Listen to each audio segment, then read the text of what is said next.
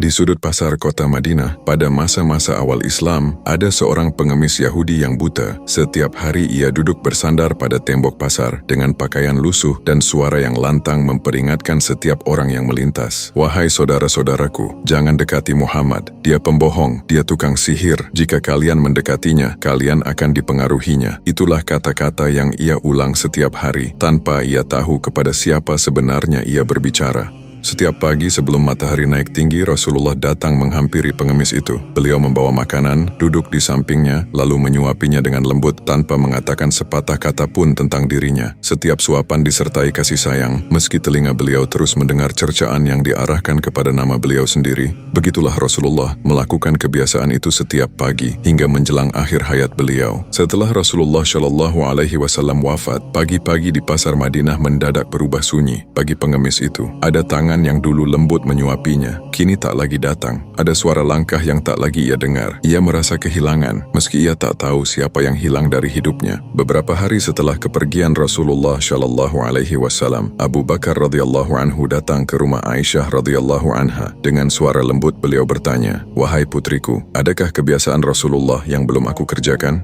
Aisyah menatap ayahnya dan menjawab, "Wahai ayahku, engkau adalah ahli sunnah. Hampir tidak ada satu pun sunnah beliau yang tidak engkau kerjakan kecuali satu." Abu Bakar terdiam. "Apakah itu, wahai Aisyah?" Setiap pagi Rasulullah pergi ke ujung pasar, membawa makanan dan menyuapi seorang pengemis Yahudi yang buta. Keesokan harinya Abu Bakar pun membawa makanan dan pergi menuju pasar. Ia mendekati pengemis itu dengan hati yang bergetar, duduk di sampingnya seperti yang dilakukan Rasulullah, lalu mencoba menyuapkan makanan ke mulutnya. Namun tiba-tiba pengemis itu berteriak marah, "Siapa kamu? Kamu bukan orang yang biasa datang kepadaku." Orang itu lembut, halus, tidak seperti tanganmu. Abu Bakar tak mampu menahan air matanya. Ia berkata sambil suara bergetar, "Benar saudaraku, aku bukan orang yang biasa menyuapimu. Aku hanyalah salah seorang sahabatnya, orang yang setiap pagi mendatangimu. Itu adalah Muhammad Rasulullah SAW, dan beliau telah wafat 2 hari yang lalu." Pengemis itu terdiam, napasnya tercekat, bibirnya gemetar, lalu tangisnya pecah. "Selama ini aku menghinanya, memfitnahnya, tapi ia tak pernah memarahiku. Ia malah datang setiap pagi membawa makanan dan menyuapiku." Pengemis itu mengangkat wajahnya yang basah oleh air mata dan berkata, "Wahai Abu Bakar, saksikanlah, tidak ada Tuhan yang berhak disembah selain Allah, dan Muhammad adalah utusan Allah."